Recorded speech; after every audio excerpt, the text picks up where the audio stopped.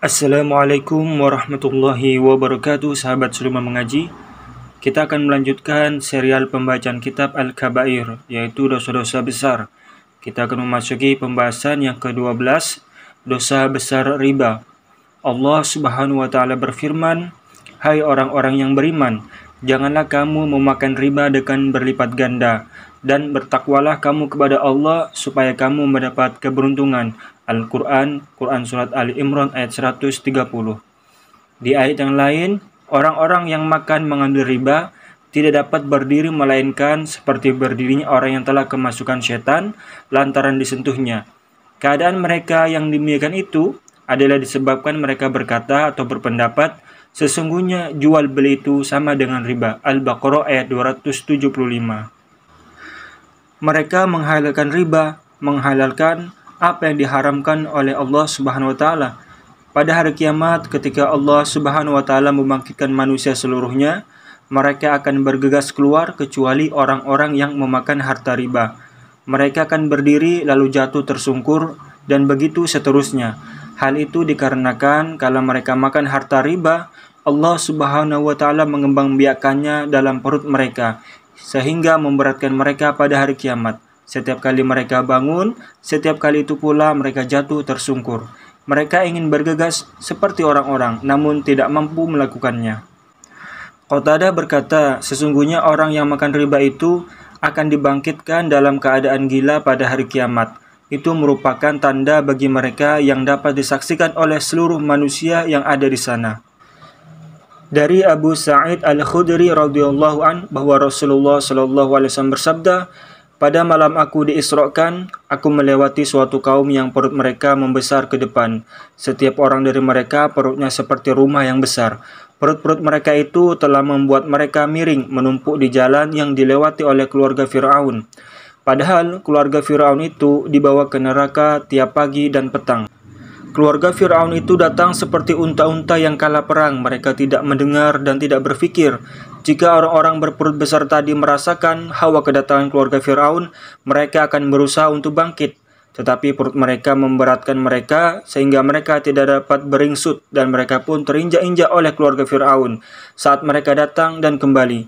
Itulah azab mereka di alam barzakh atau pemisah alam dunia dan akhirat. Lalu aku bertanya kepada Jibril, wahai Jibril, siapakah mereka? Merekalah orang-orang yang memakan harta riba. Mereka tidak dapat berdiri kecuali seperti berdirinya orang yang telah kerasukan setan lantaran telah disentuhnya. Jawab Jibril. Dalam riwayat yang lain, Nabi SAW bersabda, ketika aku dimi'rajkan, aku mendengar suara guntur dan halilintar di atasku. Di langit di tingkat ketujuh, aku juga melihat banyak orang. Perut mereka di hadapan mereka seperti rumah yang dipenuhi oleh ular dan kalajengking, dan itu dapat dilihat dari balik perut mereka. Lalu aku bertanya, wahai Jibril, siapakah mereka itu? Merekalah orang-orang yang memakan riba. Diriwayatkan dari Abdurrahman bin Abdullah bin Mas'ud dari ayahnya, apabila zina dan riba telah merebak di suatu desa, maka sesungguhnya Allah telah mengizinkan kebinasaan baginya. Secara marfu', sahabat Umar radhiyallahu an meriwayatkan, apabila manusia telah menjadi bakhil terhadap dinar dan dirham, berjual beli dengan ainah atau riba, mengikuti ekor-ekor sapi, sibuk dengan urusan peternakan, dan meninggalkan jihad fisabilillah, niscaya Allah akan menimpakan bala yang tidak akan diangkat sampai mereka kembali kepada ajaran din mereka. Diriwayatkan bahwa Rasulullah SAW bersabda, tidaklah riba itu tampak terang-terangan di suatu kaum, kecuali tampak terang-terangan pula penyakit gila. Tidaklah zina itu merebak di suatu kaum, kecuali merebak pula kematian. Dan tidaklah suatu kaum itu mengurangi takaran serta timbangan, kecuali Allah akan menahan turunnya hujan bagi mereka. Sebuah hadis yang panjang disebutkan bahwa sesungguhnya orang yang makan hasil riba itu akan diazab dengan berenang di sungai merah bagai darah sejak dia mati sampai hari kiamat kelak. Mereka dicekoki dengan bebatuan, yaitu harta haram yang telah mereka kumpulkan di dunia dulu dengan susah payah. Mereka juga akan dicekoki dengan bebatuan dari api, sebagaimana mereka telah menelan barang haram yang telah mereka kumpulkan di dunia dulu. Itulah azab bagi mereka di alam barzakh sebelum datangnya hari kiamat, dan masih ditambah dengan laknat dari Allah Subhanahu wa taala.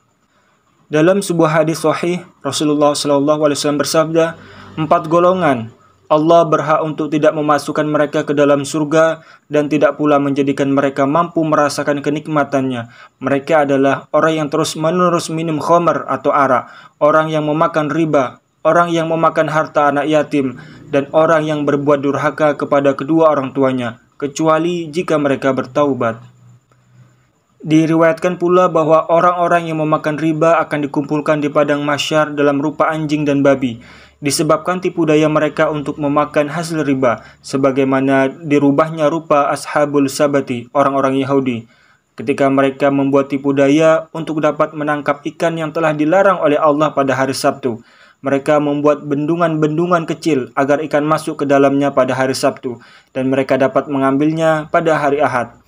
Ketika itulah Allah merubah rupa mereka menjadi rupa kera dan babi.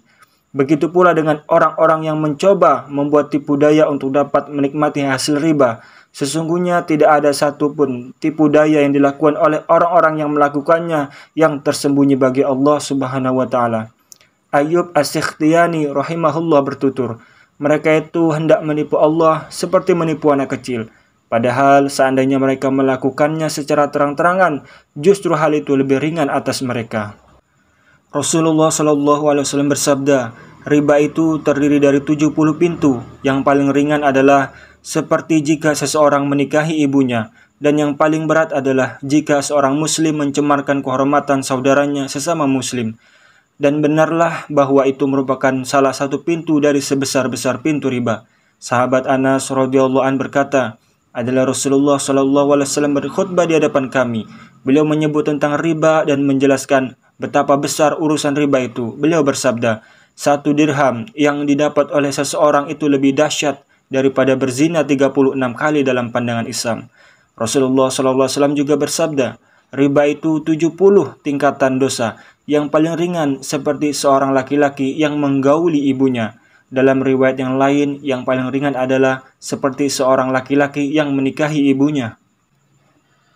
Marilah memohon ampun dan afiah dalam urusan din, dunia, dan akhirat kepada Allah Subhanahu wa taala.